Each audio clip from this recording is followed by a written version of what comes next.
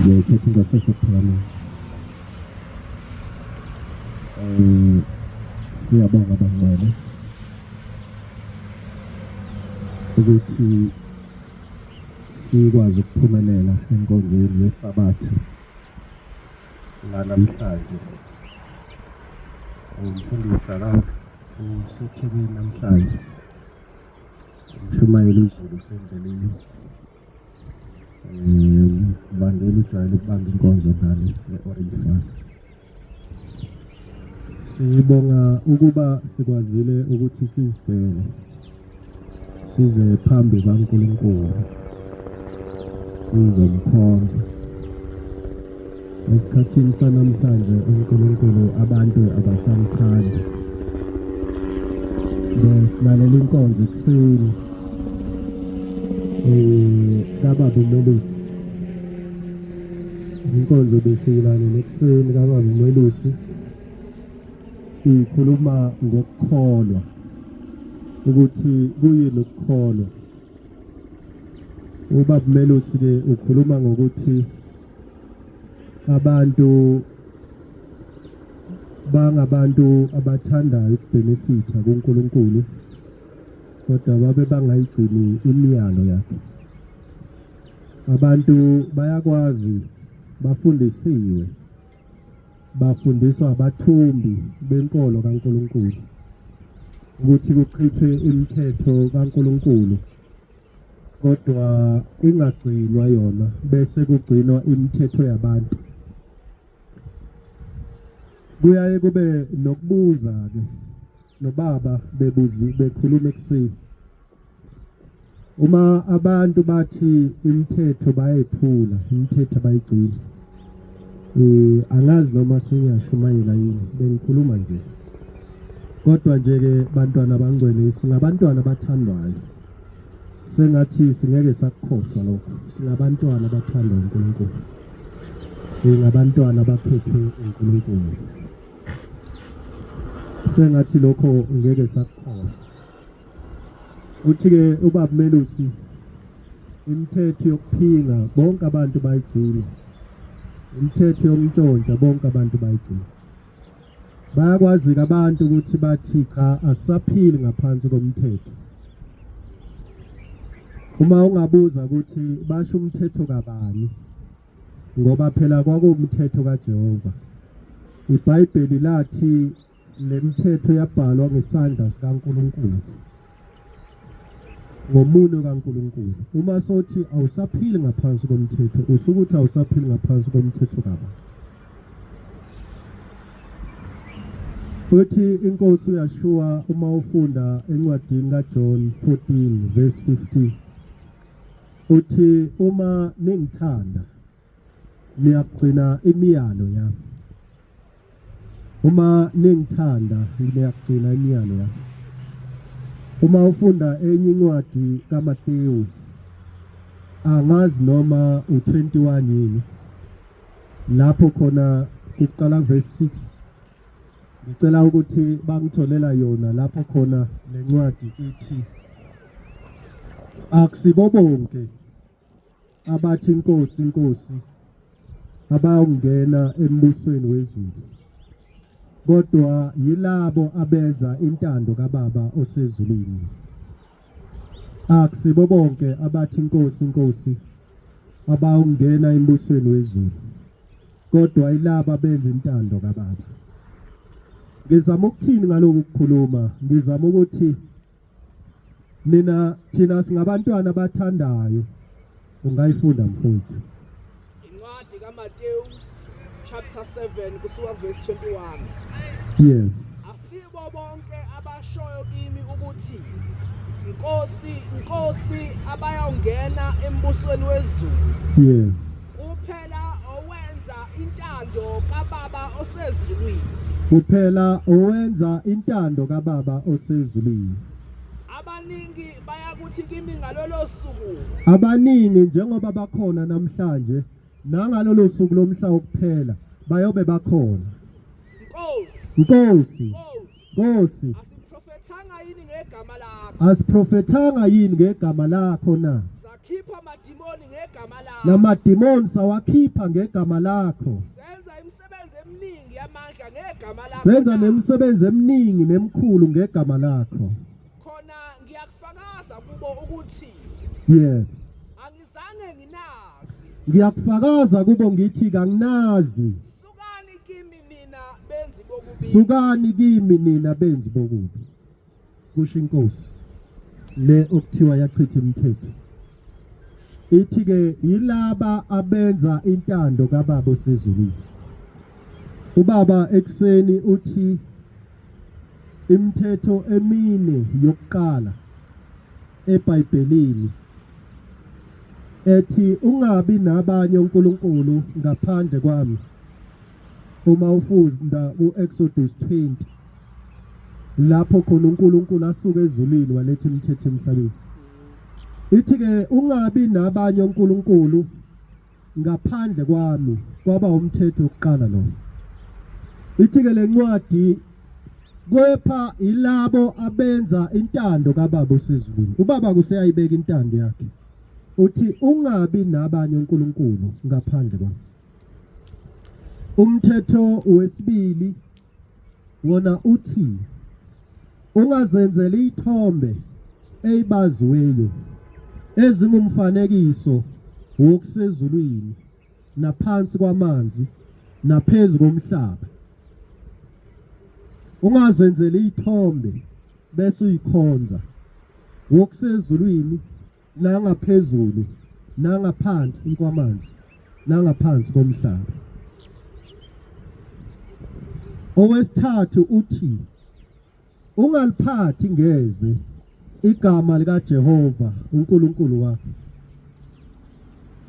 Kulo wokuqala bekathe uNkulunkulu uma abantu bangangikhonzi, uma abantu beba nabanye uNkulunkulu bafana nabantu abamzondayo. Uthi wehlisela isiqalekiso esizukulwaneni sokuqala nesesibili nesesithathu kwabamzondayo. Kodwa kulokwesithathu uthi akabenzeli umusa abaphatha ngezwi igama lakhe. Laba bafike bathi inkosi inkosi kasiprofethanga yini ngegama lakho, kasikhiphanga yini amadimoni ngegama lakho, kasenzanga yini imisebenzi emikhulu ngegama lakho. Phatha igama lakhe ngezwi. Owesine uthi khumbula isabatha ulingcolise. Khumbula isabatha ulingcolise. Einkonzweni ezedlule ubaba Melusi wakhuluma kakhulu ngesabatha. Akagcinanga ngokukhuluma ngalo. Waphinde futhi abagcoja la ebandleni babuya baqhubeka basilalelisa inkonzo yokugcinwa besabatha njengoba ubaba wayishumayile. Baqhubeka futhi bayichaza indaba yesabatha. Kukhona omunye umkhuba esiwenzayo ukuthi uma kuphuma inkonzo yesabatha sihambe siye ezitolo, sedlule ezitolo, mhlambe seliphumile isabatha bese siyothenga noma iKFC noma iNando's. Abanye bayaya ukuyothenga ice cream ephekwe ngesabatha. Angazi ke ukuthi noma kuyaye ukuthi uma kungashisi bese sithi akupheka ngesabatha, kodwa nako kusuke kusetshenzwe ngesabatha. Into engizama ukuyichaza, la mafutha nalomlilo okusuke kuphekwe ngako lokudla kwangesabatha osuke ukuthenga emva kwesabatha kusuke kubaswe nini. La mafutha asuke afakwe nini, nomlilo usuke ufakwe nini. Khona lenyama osuke uyithenga usuke wazi kanjani ukuthi yenziwe nini, ngoba uyithenge nje just few hours ngemva kokuba sekuphuma isabatha. Isabatha alisiyi surprise. alisijumi uma ngabe liza. Uma siphuma lapha enkonzweni yantambama sizobe sazi ukuthi ngemva kweinsuku eziyisithupha kuzobe sekuyisabatha. Abaningi bethu sihlala ngayedwa noma abanye bethu. Kodwa sisuke size kuNkulunkulu ngesabatha. Omunye ke uyaye athi cha ngoba kuyaziwa ukuthi ngiyasebenza ayini uma ngibuye emsebenzini nini nango lesihlanu uzobe lingangenanga isabatha lisuke selingenile ezif kube isurprise ukuthi kuzoba isabatha. Akusiyi surprise belaziwe. Omunye athi cha mina noma ngeza phambi kwenkosi ayinile vele kuyaziwa ukuthi isabatha. Yebo uma kungukuthi awulitholanga ithuba lokayina kuhle kodwa alisiyi surprise isabatha. Nakusasa uzobe wazi ukuthi emva ka5 days kuzisabatha. Nangomsombuluko uzobe wazi ukuthi after 4 days kuzobe kuyisabatha. NangoLwesibili uzobe wazi ukuthi kuzobe kuyisabatha. And uma siza la susuke size phambi kwenkosi. Ngalesikhathi uvuka ekseni mhlawumbe uyayivuke ngo5 noma ngo6 uma uzoya emsebenzini. Ungazenza inhlelo zokuthi uvuke ngo4. Uma kufanele upheke emva kwesiguqo. Uma kufanele ayine. Uthi uya nje emsebenzini ube sowazi ukuthi izinto kufanele ukuthi zilungiselele isabatha sezilungile. Njengoba silapha ke singabantwana abathandwa uNkulunkulu. Kodwa kwesinye isikhathi kubuhlungu ukuthandwa uNkulunkulu. Ngoba uNkulunkulu mayekuthanda usuka kuthandela ukuthi umkhonze. Isho njalo enye incwadi ngiyayikhohlwa ukuthi kuphi. Noma uHezekiya yini. Ithi uNkulunkulu lento ayenzayo akayenzeli nina. Hawu, cela ningifundele lencwadi njengoba ngikhumbula. Akayenzeli nina. Akayenzela abantu. Kepha uzenzela yena. Wenzela igama lakhe eselihlanjalaziwe emhlabeni. Ngizocela omunye angitholele lencwadi yedili lendodana yenkosi. EkuMatthew idili lendodana yenkosi. Ukuthi inkosi yaba nedili. Nathi singabantwana ababizelwe kulelo dili. Ethi uNkulunkulu lokhu akwenzayo akakwenzeli thina. Uzenzela yena ngenxa yegama lakhe eselihlanjalaziwe emhlabeni. Thina njengoba sibizile la akasibizanga ngoba singcono. Akasibizanga ngoba sazi. Akasibizanga ngoba mhlawumbe sazalwa ngandlela thile eyenza sehluke kwabanye. Kodwa uzenzela yena ngenxa yegama lakhe eselihlanjalaziwe emhlabeni. Abantu emhlabeni abamthanda uNkulunkulu. Not just ukuthi abanamizwa ngaye. Okuseqinisweni kungcono kunomuntu ongenamizwa ngayo, ongazi noma ukhona noma akekho. Kodwa ibhlungu indaba yomuntu onomuzwa ngawe wokungakuthandi okuzondayo.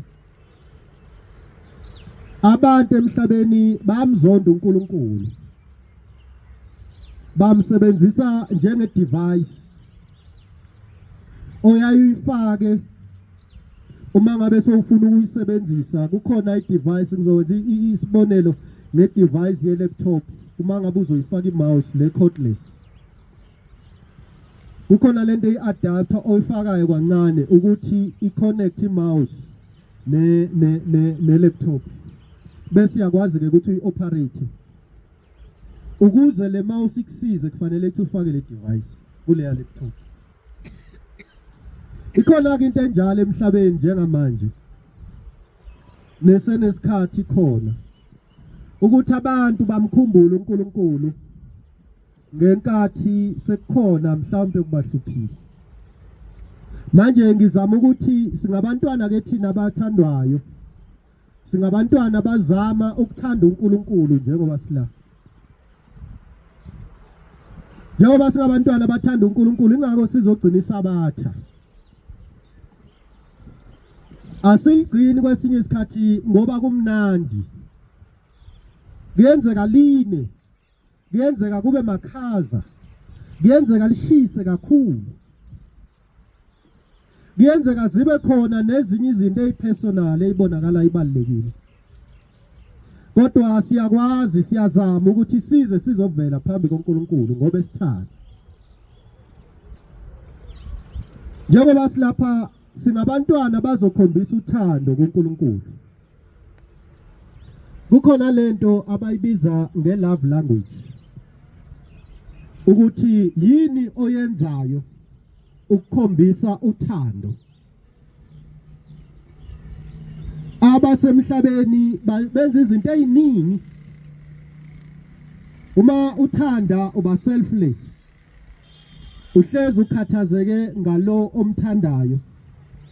Ukuthi yini yena ayithandayo, yini emenza ukuthi ajabule ukuze ngimjabulise ngayo. Lo muntu omthandayo yini emenza ukuthi yena jabule, hayi wena, yena jabule ukuze ngimenzele yona. Ngoba ukujabula kwakhe kuyintokozo yami ngoba ngimthanda. Kodwa ngoba uNkulunkulu eyinkosi, kwesinye isikhathi uyucabanga ukuthi kodwa ngoba inkosi umhlaba ungowayo nezulu lingolayo, nami ngadalwa uye. Ngakho ke yini akuthandayo ukuze ngimjabulise ngakho, ukuze lokumjabulisa kwami ngakho kuzoba i-investment yokuthi ngibe i-beneficiary kulamandla angakanani. Yini engayenzela inkosi yami ukuze ngithi uma sengiyenzele bese ithokoza ngami, ithi uma seyithokozile ngami bese nami ngiyazuza ebukhosini bayo. Ngoba uNkulunkulu akabaswela abantu abamthandayo, nabantu abamkhonzayo akabasweli. Uma abantu bengathanda ukumkhonza, uma ethanda uyababhubhisa, kungabi indaba zalutho. Ngakho akasincengile ukuthi simkhonze, akasincengile ukuthi simthande. Unguye ngaye, hayi ukuthi unguye ngathi. Ubukhona ngobukhona bakhe, akanako ukuqala, akanako ukugcina. Unguye unguye. Manje angakhathazwa yini ukuthi ake ngizame ukubenzela lokho ukuze bangithande, ngoba uma bengithanda ngizobe sengiba inkosi. Akasiyo uNkulunkulu onjalo. Ubukhona bakhe bungaye. Udumo lwakhe luba khona noma sikhona noma singekho. Luba khona. So ukumthanda kwethu akufani nokuthandana kwabantu basemhlabeni. Ukuthi ngenzela ukuthi ajabule. Kwesinye isikhathi uma somjabulisile ucabanga ukuthi umenzela ifavor. Akusiyo uNkulunkulu wama-favor. Akusiyo uNkulunkulu ubukhosi bakho obuphelayo ngokuthi wena usamkhonza. Ithina esimncengile ngoba siqonda ubukhulu bakhe. Siyazi ukuthi uma singamkhonzi, ngoba wathi uma esidala wathatha umphefumulo wawufaka enyameni yethu. Lo mphefumulo uma sesihamba emhlabeni uyazula. Uzula ungenayo indawo yokuhlala. Uthi uma sowufanele ubiyele kuNkulunkulu, ungasayithola indawo ezulwini isono kasingeni lo mphefumulo usuka kuyowenza izono nokweyisa uNkulunkulu.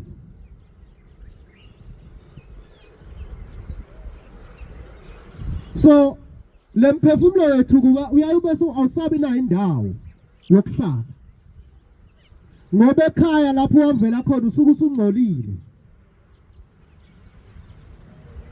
Manje ngalesikhathi usungcolile awukwazi ukwamukeleka ngoba waphuma ungenjalo. Awukwazanga ukuthi wandise ubuhle bawo ngenkathi uNkulunkulu esekunikile amandla ukuthi ucabange, ube nemizwa, ubone, ulalele, ukhulume. Wabona okubo okuphambene nezulu, wezwa okubo okuphambene nezulu, wakhuluma okubo okuphambene nezulu, wangcola umphefumulo. Wathi uma sekufika isikhathi sokuthi uye ekhaya wangaba sayifumana indawo yokuya ekhaya. Cabana kanjani lo muntu onjalo? Cabana kanjani nomuntu okufanele ukuthi ukuphetha kwakho kuye kuye? Ucabana kanjani? Uhlala kanjani ungamthandi umuntu onjalo?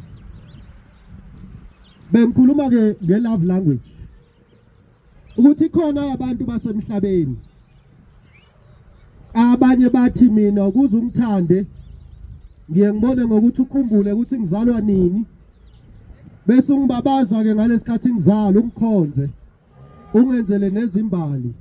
Ngiyabona ke ukuthi uyangithanda, and lento yakho yokuthi ungakhumbuli ngiphatha kabi. It's a love language. I-language oyikhulumayo yokukhombisa ukuthi uyamthanda. Omunye uthi cha mina uma ungithanda ngani yami ngibona ngokuthi la ekhaya ubuye ngesikhathi esithile usiphekele ukudla wenze lokhu nalokhu nalokhu. Ngiye ngibone ke ngani yami ukuthi njengoyise uyangithanda, njengonina uyangithanda. Ngiye ngibone kanjalo ukuthi uyangithanda. It's a love language.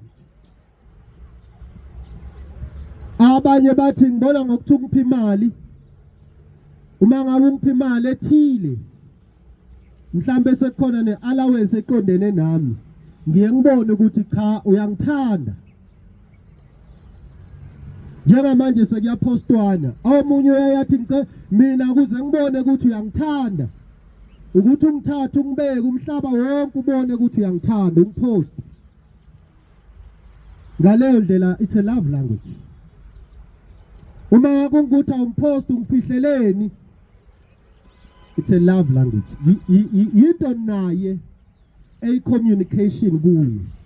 Kulento engiyikhuluma ukho kuhle nokubi, yizinto zabantu basemhlabeni. Akekho ongazi ukuthi kukhona okuright kukhona okungekho right. Indlela umuntu adaleke ngayo ukuthi mina uma ufuna uku-express uthando kimi ilokho okwenzayo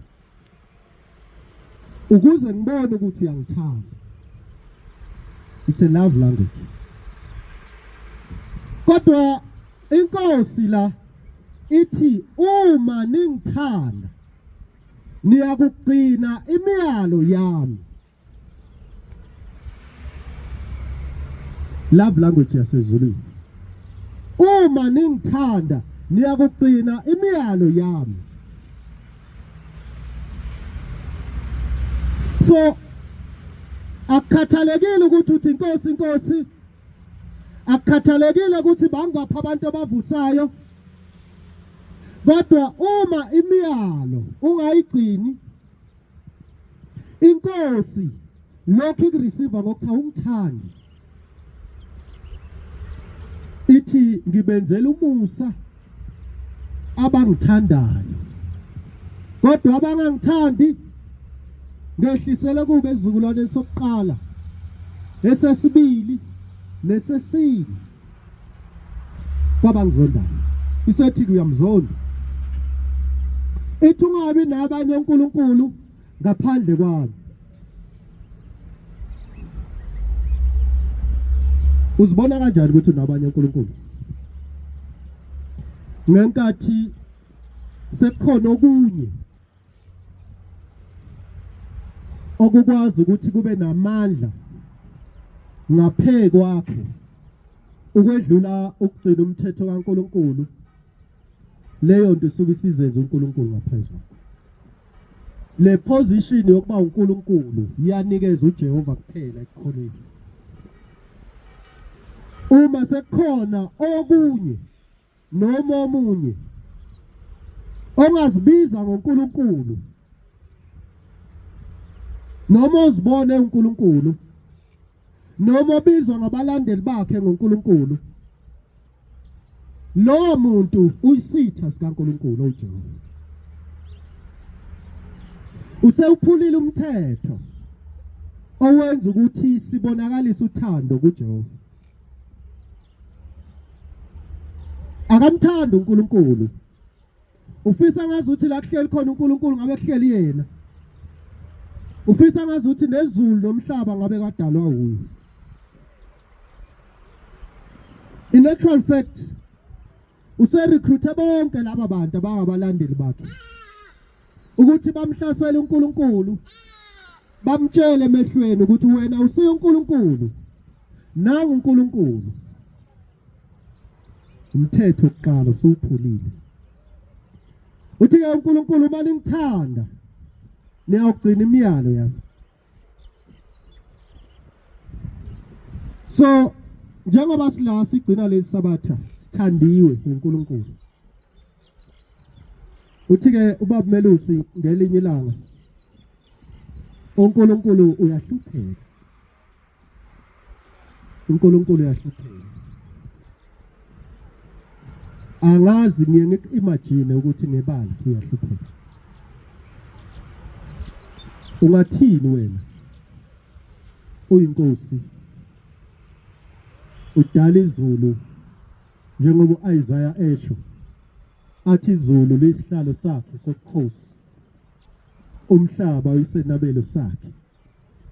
Iphi pho indle iniyakhile ukuba ngihlale kuyo? Ngazi noma 66.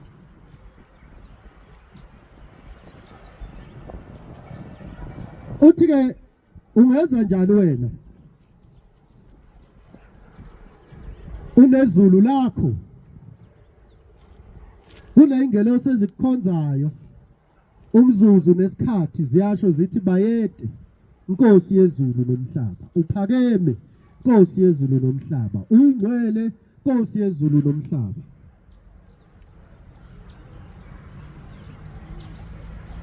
So ngalesikhathi kushiwo ukuthi bayede Nkosi yezulu nomhlaba, ingelosi ziningi. Bese kuba nomhlaba ke lapho beke khona abantu abafana nami nawe. Bese bona bathi bayakuthanda. Kodwa bathi uma bekuthanda, ukuthanda kwabo ku one sided. Bafike bathi thina siyayigcina imithetho kaNkulunkulu asinanzondo. Thina siyayigcina imithetho kaNkulunkulu sabela abampofu. Thina siyayigcina imithetho kaNkulunkulu kasiphingi. Thina siyayigcina imithetho kaNkulunkulu kasintshontshe. Thina siyayigcina imithetho kaNkulunkulu kasithuka inhlamba. Kodwa banabanye uNkulunkulu. Kodwa banezithombe abayibekile abayikhonzayo. Uma uthi abagcinisa abathi bathi cha. Sithe thina siyakuthanda. Sithe thina siyakukhonza. Kodwa lento yakho yesabatha, no, you are too much. Ngenze njani? Inkosi lesikhuluma ngayo akusi umuntu lona okwazi ukuthi mhlawumbe ungalwa naye mangaba angakuthanda. Inkosi lesikhuluma ngayo ithi hayi igama lakho Jehova, hayi vele siyakhipha amadimoni ngalo, senza konke ngalo, ngoba wena uNkulunkulu osithandayo. Abantu bajwayele ukukhuluma kakhulu ngokuthandwa uNkulunkulu, kodwa ukuthi bona balwedlulisa balcommunicate kanjani uthando lwabo uNkulunkulu abakuvezi lokho ngoba uma ugcina lemithetho ewu6 engaphansi usuke uthanda umakhelwane wakho. Incwadi kaMark 12 verse 28 ithi bafika enkosini bayibuza bathi inkosi kuyo yonke lemithetho imuphi omkhulu kunomunye? Yayisithi inkosi oqala umthetho omkhulu kunayo yonke lemithetho ilona ethi thanda uJehova inkosi yakho ngamandla wakho wonke nangomoya wakho wonke nangenhliziyo yakho yonke. Oqala lowo omkhulu. Ngalesikhathi uthanda uJehova kusho ukuthi yonke imiyalo ephathelene nokumkhonza yokuthi igcina isabatha ungabi nabanye uNkulunkulu ungazenzeli ithombe ungayiphathi ngezigama lakhe uyagcina ngoba lokho akufunwanga umakhelwane akufunwanga udadewenu akufunwanga umngani wakho akufunwanga umyeni wakho noma unkosikazi wakho kodwa kufuna uJehova. So ukuthanda kwakho your love language kuNkulunkulu ukuthi lezi izinto ezine ayibekile uzawugcina ngenhloso yokuthi uNkulunkulu uyamthanda. Bese kuba khona ke uthi ke inkosi bese kuba khona lo omunye othi thanda umakhelwane wakho njengokuba usithanda wena. Mawuthanda umakhelwane wakho ngeke uzuntshontshe, mawuthanda umakhelwane wakho ngeke uphinge, mawuthanda umakhelwane wakho ngeke uqamba amanga, mawuthanda umakhelwane wakho ngeke ube nomoya. Yona ke imithetho ephethwe abantu abazonda uNkulunkulu le yokuzivikela bona. Bakhathazeke ngabo abakhathazekanga ngoNkulunkulu. Ngithi ke thina uNkulunkulu uyasithanda nathi sengathi singamthanda. Asifundeni lencwadi yedili. Idili lenkosi, lendodana yenkosi. Ngicela usifundele mfowethu ngoba thina siyilabo bantu. Incwadi kaMateyu 22 kusuka verse 1 sihloko sayo umshado wendodana yenkosi. Umshado wendodana yenkosi yebo. uJesu wathatha wakhuluma futhi kubo ngemifanekiso wathi uJesu ukhuluma ngemifanekiso kubo yebo. Umbuso wezulu ufaniswa nomuntu oyinkosi Yebo. owenzela indodana yakhe umshado. Yebo. Wathuma izinceku zakhe ukubiza abamenyiweyo emshadweni. Yebo. Kepha abavumanga ukuza. Waphinda wathuma ezinye izinceku. Yebo. Wathi shonini kwabamenyiweyo ukuthi bhekani sengilungisile ukudla kwami. Bhekani sengilungisile ukudla kwami. Kusho inkosi. Izinkabi zami nokunonileyo. Inkabi zami ezikhulupheleyo ngikulungiselele mina. Uthe ngalesikhathi eqala la inkosi iqala ithumele ikhulwini. Ithi hambani nibatshele. Konke sekulungile wozani emshadweni. Konke sekulungile wozani emshadweni yebo. Kepha badelela bahamba. Kepha badelela bahamba yebo.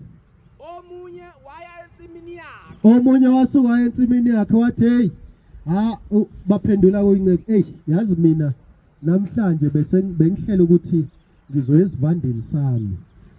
Angeke ngiphumelele ukuthi ngiye emshadweni wendodana yenkosi. Omunye waya entengweni yakhe. Omunye waye emakethe wathi uyazi ngine appointment yokuthi ngiye kohlangana nomuntu othile oyisponsor noma one business deal naye. Manje ngengikwazi ukuthi ngihlehlise ngoba usuku lwakho Nkosi luqondene nosuku lwami lebusiness. Yebo. Abaseleyo babamba izinceku zakhe. Abaseleyo abagcinanga ngokuthi ke bathi no kodwa balwa nazo. Yeah. basiphatha kabi bazibulala Mm. kepha inkosi yathukuthela Yeah.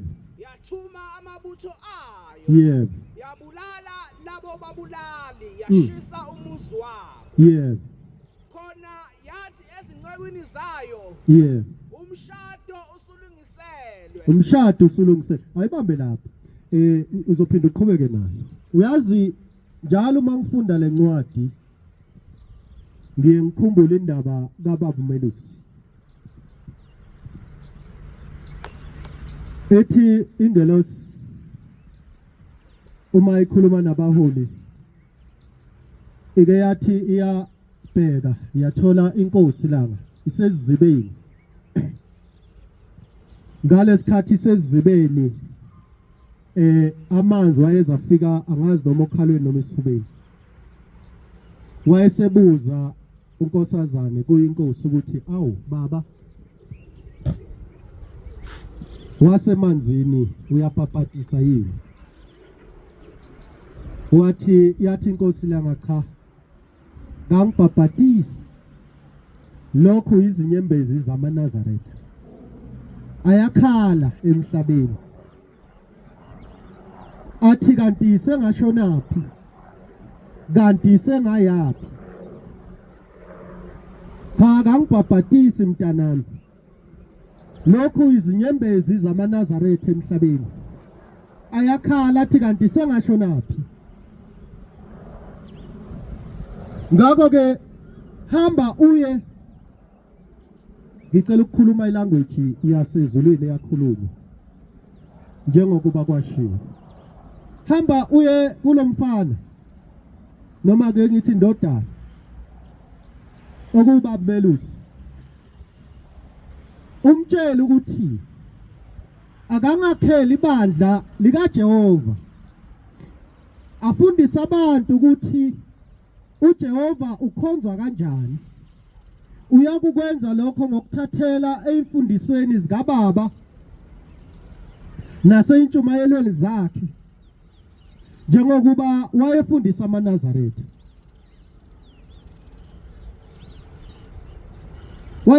yayisifika umuntu wasezulwini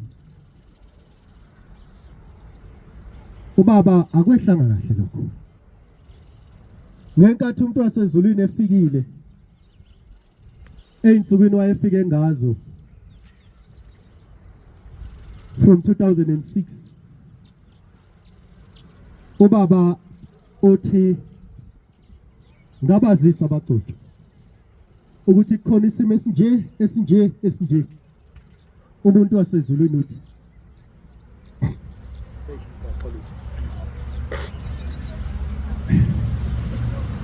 uthi ngamazisa nomfundisi usibani baba ngamazisa nobani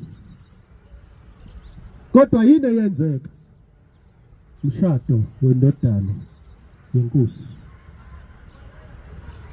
ithi le ncwadi esiyifundayo hamba nceke yami ungazisele laba bantu ukuthi kuzobe kunedili lomshado mabeze kunokuthi bamlalele bayilalele inceke okwakuba uMelusi ethunywe inkosi into yokuqala abanye bathi cha mina ngibhizi lokho kushoya ngikwazi ukulalela nomunye washo lokho abanye bedlula baze bemhlukumeza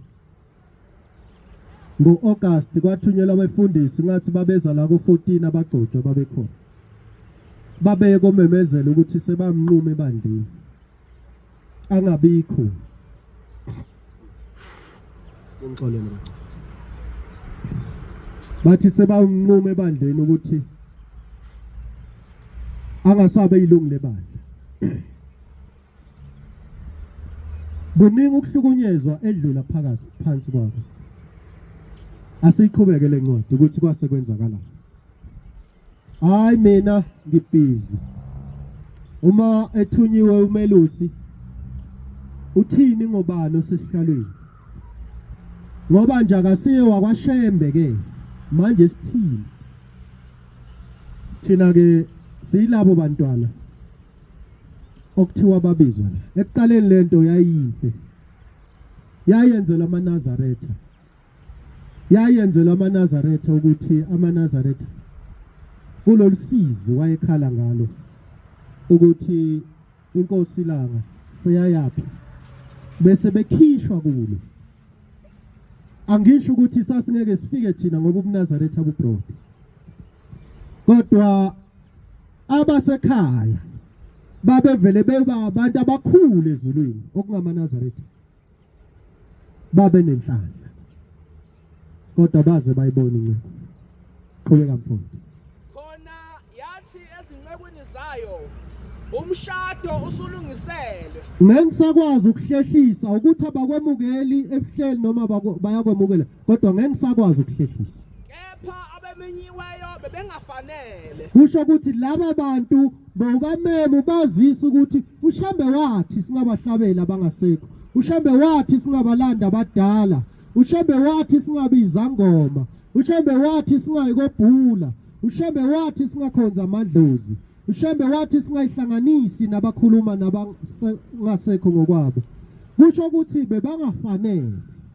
Ngakho ke hambani niye ezinhlanganweni zezindlela. Hambani niye enhlanganweni zezindlela la nizothola khona abanye bayiqhugela nje, abanye abanalutho. Nibizele emshadweni bonke eningabafumana. Nibizele bonke emshadweni eniyokubafumana.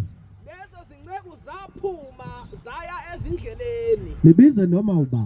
Saphutha bonke zabafumanayo. Bonke zabafumanayo yaphuma inceke kaJehova. Yaphuma yema lapha ePinetown. Ababi Kwabizwa nababi, kwabizwa nabahle. indlu yomshado yagcwala abahleziyo endleni. Indlu yomshado yagcwala abahleziyo. Awube kancane mfethu. Yaphuma inceke kaJehova. Yaphumela eshashalazini. Yeme empambaneni zomgwaqo. Yathi hey, ifa lelu selivuthiwe. Awusekwanele lidlenini. Awefa lelo selivuthiwe. Awusekwanele idlenini. Ikhalelani iliphethe sekwanele idlenini. Ikhalelani uliphethe sekwanele idlenini. Bengizama nje ukukhuluma ngale message. Wasibiza ubaba Melusi. Wayekhosini wasibiza. Wayezwini lomzansi wasibiza. Wavula uFacebook wasibiza. Wathe mdala kwathi mangena amanye ama-social network ama-social media wangena ku-WhatsApp wasibiza. Namhlanje kukhona uTikTok uyasibiza. Kukhona ama-YouTube uyasibiza. Phakathi kwabo kwakhona abanezinyonga. Phakathi kwabo kwakhona ababi. Phakathi kwabo kwakhona abahle. Qhubeka mfethu. Kuthe inkosi ngena ukubona abahleziyo endleni. Yebo mfethu, ayibambe lapho. Ngiyazi sizokhuluma ngalono yedwa. Siyabonga Nkosi ekubusise. Isizokhuluma ngalono yedwa owatholakala angayigqokanga ingubo emhlophe. Kwathiwa hawu, ungene kanjani la ungayigqokanga ingubo emhlophe? Base bemkhipha. Kwathiwa kakulungile. Angikhulumi ngaleyo ndaba. Ngikhuluma ngathi ukuthi ubaba Melusi uyefana nenkanyezi eyawela esiqiwini. Inkosi langa yakuyakhuluma ngale ndaba. Yathi uma iwele esiqiwini lenkanyezi zonke izilwane kwakumnyama kulesiqu zonke izilwane zasondela zayibungaza zasondela zakujabulela ukukhanya hawu waze wasikhanyisela besingayazi indaba kaNkuluNkulu bekumnyama besithi siyadla kanti silambile saze sadla sasutha siyabonga ubaba Melusi ufana nenkanyezi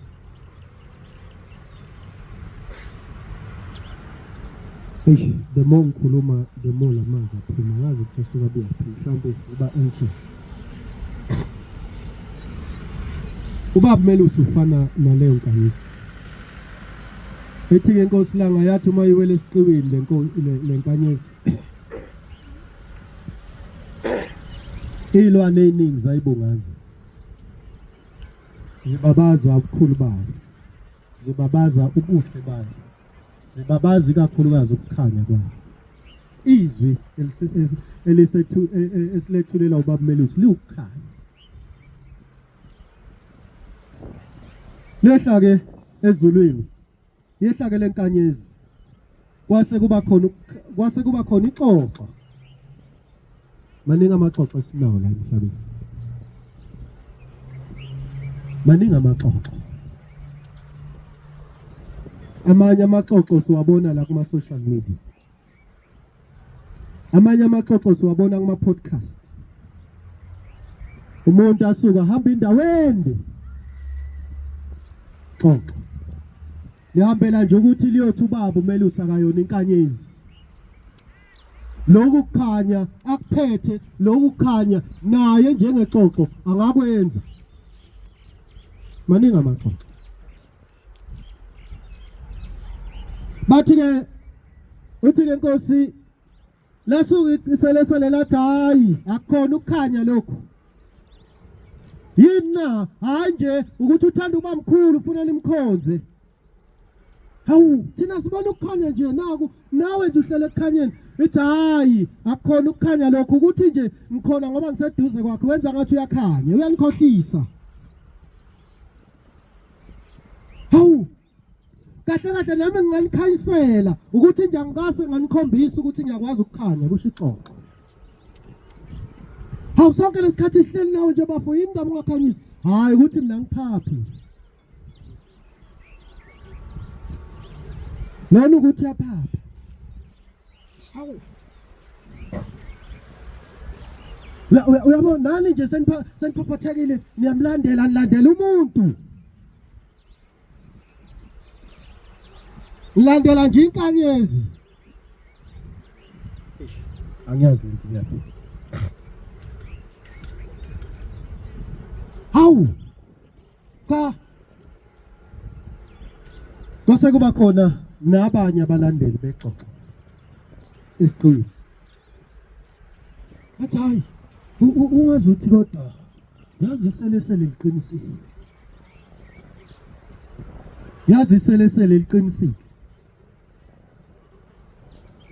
yakhanya inkanyezi ukukhanya kwenkanyezi kuyimvelo kodwa ixoxo selihleli nezilwane isikhathi eside alikase lakhanya kodwa ngoba sekuqale inkanyezi yaveza ubuvelo bayo ixoxo nayo seliyakwazi ukukhanyisa kusukela nini na ngoba sekufika inkanyezi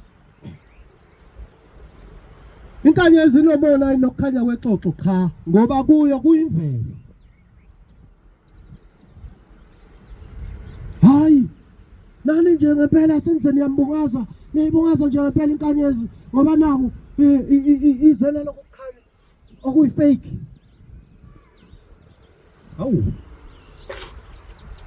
ikhona inkanyezi engakhanya ngokuyifake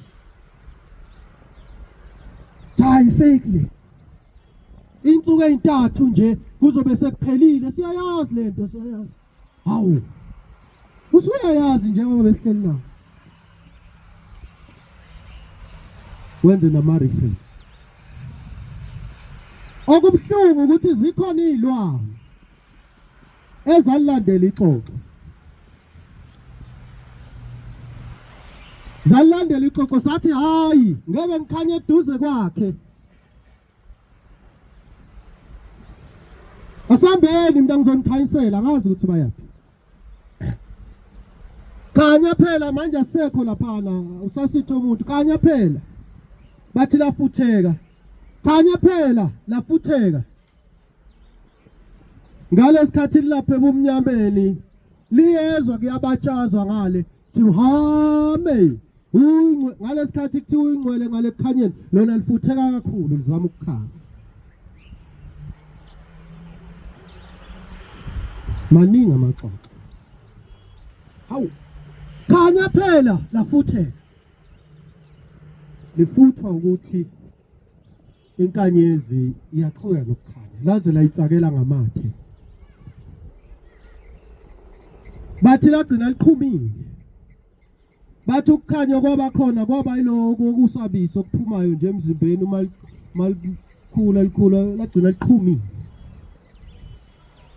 Yasala nje. Yasala inkanyezi lokhu ime njalo. Ikhanyisela ezilwane esiqhulu. Thina ke silezo zinambuzane ezathi mayibona lenkanyezi zasuka lebo umnyameni zeza sathi hawo siyibonile inkanyezi yehlele esiqhulu.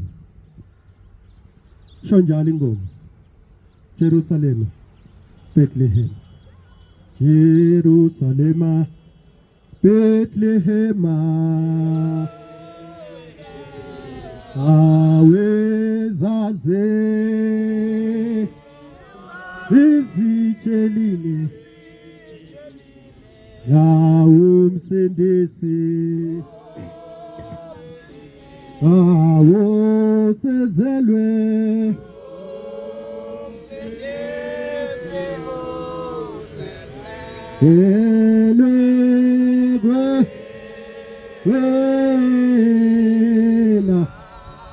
Wela se Bethlehem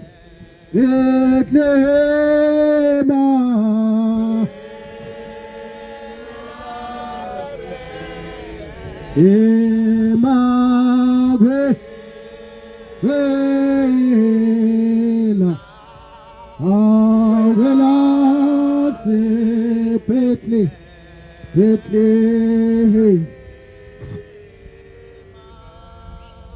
Oh, sele uyakwazi kanti ukukhanya. Yazi mina bengithi nje thina nawe sabela lokho esikutholayo la esiqwini. Kanti asifani. Hayi angifani nani. Mina ngumpostoli kaNkulunkulu. Angifani nani. Inkanyezi ikhanya ngokwemvelo. Ayikhethanga nayo ukuthi ikhanye kuyimvelo yayo. Ubaba Melusi akashongo ukuthi sengifuna ukukhanya manje. Ngibhekeni ke manje sengiyakhanya. Cha, wazalo ekhanya. Nalapha vela khona bamvuma ukuthi wakhanya. Qala manje nje ngoba sekufika amaxoxo. Amaxoxo afika kuphika ukukhanya kwenkanyezi. Kodwa lingakafika ixoxo zonke ilwane ezayikhona eqiwini zazi kubona ukukhanya. Zonke ilwane ezazikhona esiqiwini. Zazisho ukuthi hawu saze saba sobala kwaze kwakhanya. Ahamba ubaba aye ku-TRC afika athi ngizoveza ukuthi ibandla lamaNazaretha lahlukumezeka. Sikhonza ngaphansi kweyihlahla nje ngoba uhulumeni wesikhathi sobandlululo wamenqabela uShembe ukuthi akhe ibandla, akhe isonto, wathi akusile isonto leli. I-movement yabantu abamnyama edisguise ngesonto. Bathi hawu kwakhanya kusho amaNazaretha. Kusho amaNazaretha. Wahamba ubaba Melusi wathi cha maNazaretha thina ngesikwazi thina singamaNazaretha ngesikwazi ukuthi sibe ngaphansi kobuKristu ngoba ubuKristu abumamukela uShembe bugcina kuJesu thina noma simamukela uJesu kodwa sinomprofeti omholi wethu oUShembe athi amaNazaretha kwakhanya. Ayibona inkanyezi. amaNazaretha afike ubamelusi aye emsakazweni athi uma efika emsakazweni afike athi cha lapha sicela ukuba nisinike islothi ngoba siyinkolo ezimele sifuna ukuthi sishumayele nathi athi amaNazaretha kwakhanya abuya phela amaxoxo kusho amaNazaretha sekakuphika namhlanje ukukhanya ngoba sekufika ixoxo sekufika iselesele sekathi akusakhanyi ubaba Melusi akaqali namhlanje ukukhanya akakubizanga wazalwa ekhaya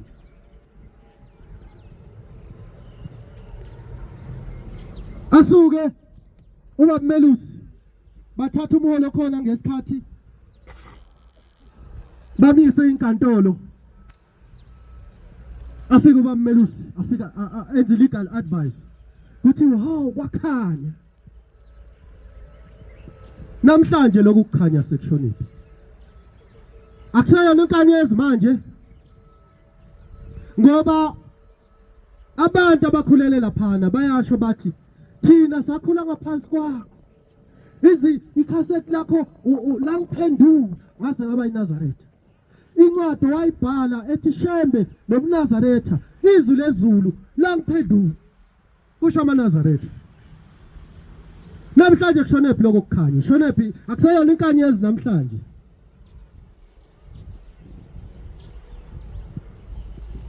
namhlanje ubaba uma eqhubeka nokukhanyisa kwakhe owayekwenza sekhona khona ngale khaya elikhulu sebakuphika bathi cha phuma kulesi siqiwu ngoba waphuma nje usekhona leni la isiqiwu kuphi khona kanti wayethunywe uthi umuntu wasezulwini noma efika uthi wena uthi nina nifana nekhosathu kwi-ANC thina ke esakhula ngepolitiki siyazi ukuthi yini ikhosathu le-ANC ikhosathu ilento le ephethe itheology ngokwenkolo kodwa ngokwepolitiki lento ephethe itheory political theory ukuthi uma kufika lapho khona kungaziwa ingazi ANC ukuthi ngokwama policies ipolicy esizoyishaya yabasebenzi izothini bahamba baconsulte kuyikhosathu afika ikhosathu ithi cha abasebenzi ababe namalungelo nje umqasha benelungelo nje intela ayibe kangaka ihambi iANC iye eParliament ifika ishaya lapho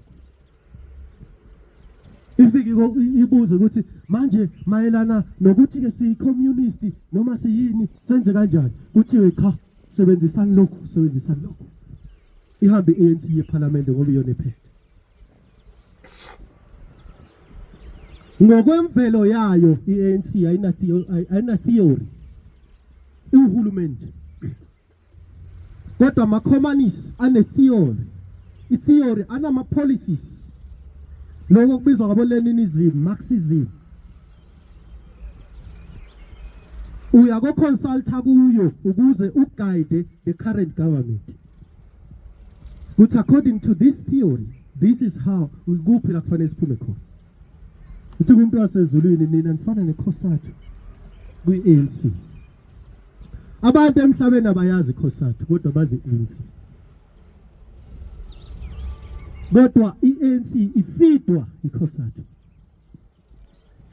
uthi ke lo muntu wasezulwini siyoba njalo kwenzekeni usukile umholi wabo wayendlunkulu kwafika kwathi wahamba wena uye entabeni njengoShembe uyofuna imithetho noShembe wafuna imithetho ayifuna entabeni nawe hamba entabeni abuya amaxoxo athula athi awazi asho lutho wafika umuntu wasezulwini wathi kwathiwa nina niyoba ikhosathu kwi-ANC nithule nithini uma umuntu ehola ibandla etshela umuntu ukuthi aye entabeni uShembe yena wayetshela umuntu noma wayetshela uNkulunkulu ukhona umholo ongatshelwa umuntu ukuthi aye entabeni. Kwavela ukukhanya, yavela inkanyezi. Yathi akekho umuntu owatshelwa umuntu ukuthi akaye entabeni. Ukubukela phansi umholo wamaNazaretha. Babe kuphi? Babe kuphi? Uma ubaba uMelusi esho njalo, namhlanje bathi akaphume endabeni zakubo. Babe kuphi ukuvikela umholo wabo? Kwaphuma ubaba wemayedwa. Wevikela umholo wabo. Babe kuphi? Kwathi ngelinye ilanga wahamba umholo wabo wathi uyashumayela. Wayekhulume kahle. Wathi njengoba izulu lingani kwenziwa ongcingile, kwenziwa itabane. Akhuluma khona endlunkulu. Babuya abantu be-LGBTQ community bathi hey ngeke usho ukuthini ukucwasa lokho. Nalikuphi ixoxo? Bathula bathi tu kwakuphi ukukhanya kwexoxo ngaleso sikhathi?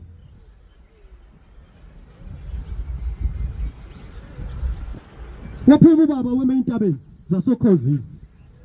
Wathi ngokomthetho sisekelo wase-South Africa wonke umuntu une-freedom of conscience. Uma ngabe umholi bekhuluma ebandleni lakhe akukho ukucwasa. Niyakuba ikhosathu kwi-ANC. Babe kuphi? Babe kuphi? Ngenkathi inkanyezi ikhanyisa, xoxo lithule. Namhlanje akusekhona ukukhanya lokho. Akuseyona inkanyezi le. Bebe kuphi? Ngalesikhathi umholi waseThembezile ewina icala athi bazongena nezicapha ebuhleni. Bebe kuphi? Bahamba balanda amabutho. Bathula bathi du. Wasukuma ubaba weme epulpit. Wesukuma ubaba wayekhozini. Wazi wathi mntu bongeke wenza njengoyisemncane inkosi nyanga yezulu eyavikela ukuchitheka kwegazi ukuthi noma icala likuvunile kodwa ungangeni kulo muzi ngoba kuyawuchitheka igazi. Wakhuluma wazi wathinteka ngicabanga ukuthi khona ophozile. Babe kuphi? Nalikuphi ixoxo? Ngenkathi inkanyezi ikhanyisa. Bengazi ukuthi bathathe u-A noma bathathe u-B. Babe kuphi? Babe kuphi? Ngenkathi umuntu wasezulwini athi uma beke bakwenza ukuthi bangene ebuhleni ngenkani, siyawumbatha amasaka silinde sithi uJehova ushile singabadingi nabeswele. Babethule, babekhweqa umsile. Babe kuphi? Namhlanje akusekhona ukukhanya lokho. Akusekhona kanjani? Ngenkathi asesesiqiwini senu bekukukhanya, namhlanje akusekhona ukukhanya. Sekuthiwa kaphume endabeni. Angisho ngani ukuthi akaphume endabeni ngalesikhathi avukelwa umholi kuyisile sathi aka endabeni yaseNhlangazi. Wayekuphi umuntu owathi akaphume endabeni ngalesikhathi ethi umholi wabo wayengonanga uma ekhuluma ngezindaba. Abekho abantu abathi phume endabeni zakwethu. Abekho abantu abathi phume endabeni zakwethu. Ngenkathi yathi siyawumbatha amasaka. Babe kuphi?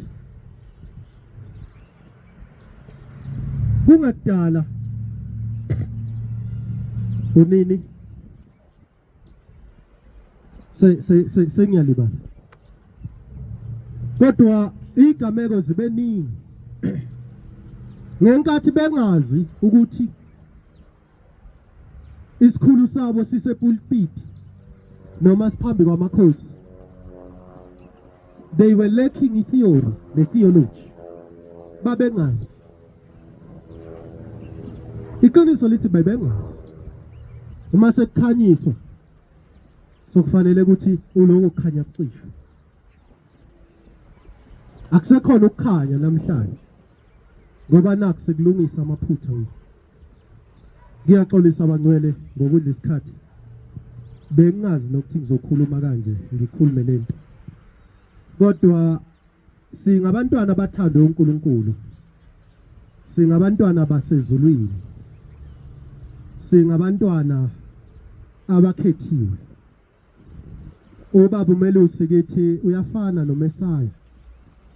Ubaba uMelusi kithi uyisibusise esikhulu. Ngaye esikwazile ukubona ukukhanya, ngaye sikwazi ukubona uNkulunkulu. Ngakho ngizama ukuthi ke bangcwele singabantwana abathandiwe uJehova. Sengathi lokho singeke sakukhohlwa. Noma njengoHana mhlawumbe into bengifuna ukuyikhuluma. NjengoHana bantwana bangcwele siyaye sithi siphakathi la endabeni yokuthanda uNkulunkulu. Uthola ukuthi njengoHana kukhona esishoda ngako. uHana wayeshoda ngomntwana. Indoda yakhe yayimthanda kakhulu. Nokumondla yayimondla, imabela kabili. Kodwa wayengenayo umntwana. Kwathi noma sekuyiwe eShilo kuyenza umnikelo. Kodwa unkosikazi lo nomunye bathi uPenina wayesemcokofula amenza inhlekisa ukuthi hawu wena bawunayo umntwana. Njengoba siya lapha siyonikela nje sinikela nabantwana bethu. Nawe uyaya. Wathi yebo ngiyaya. Njengoba silapha ke singabakhosikazi omyeni osithandayo kuJehova. Kodwa kukhona inhlupho esinazo ngamunye kukhona uhlupha nalo njengoHana. Omunye ngathi wayengashodi ngalutho uHana kodwa wayeshoda, wayengenayo umntwana. Uthando lomyeni wakhe wayenayo futhi nezinto ayiphiwa nokudla kuphiwa umyeni wakhe. Kodwa njengoba silapha singabantwana abakuthandiwe njengoHana ethanda umyeni wakhe. Okwathi ngesinye isikhathi wakhuleka uNkulunkulu wayesemkhumbula. Walisusa usizi lwakhe. Wayesethi Nkosi khumbula nokukhumbula incekukazi yakho. Uyiphi umntwana uyawuhlala ethempelini lakho. Siyilabo bantwana. Size lapha siza ngesililo. Siza lapha ngesinye isikhathi size sijabule. Siyilabo bantwana. Singafani nendodana encane, indodana yolahleko. Eyaya kuyise yayothi baba ngesaba ukuthi uma ngabe ungasekho mina ngeke ngifumane lutho kokubekile ukuthi kube ifa lethu. Ngicela ukuthi ungabele isabelo sami. Yasilithatha indodana yahamba yalidla iBhayibheli lithi neyifeke nabantu abangakhulunywa. Kodwa egcineni kuthiwa yabuya yeza kubaba. Siyileyo ndodana futhi ngoba izolo besimlahlile uNkulunkulu. Kodwa singamlahli sesingaphansi kwababa. Izolo besimlahlile uNkulunkulu singazi. Isho njalo ingoma yamaKristu ithi kade ngangiphile ezonweni ngingabazi ubuhle bezulu lakhe. Nathi sinjalo sikade sasiphile ezonweni singabazi ubuhle bezulu likaJehova. Le ndodana ke ithi ekugcineni ubaba unezisebenzi eziningi. Ubaba unokudla okuningi. Ngiyohlala lapha ngilambe kuze kube nini. Ngiyahamba ngiye kubaba. Ngifike ngimazise ukuthi kangisafanele nokubizwa ngendodana. Ngicela ukuthi ungenze ngibe ingxenye yabasebenzi bakho. Kodwa ubaba ngokwethembeka kuyindodana yakhe nangothando lwakhe wathi ngicela ningiphe ithole elikhuluphele. Nilihlabe nenze idili. Lethani icathulo. Lethani isudu niqokise indodana yakhe. Njengoba silapha sinika isudu entsha. Sanika icathulo ezintsha. Sahlatshelwa ithole elisha elikhuluphele. Ukuba sihlale kulendlu kaJehova. Masingabaleki. Noma iziphi izimo zingasenzi ukuthi sihlukane noJehova. Inkosi ibusise nikuzwile.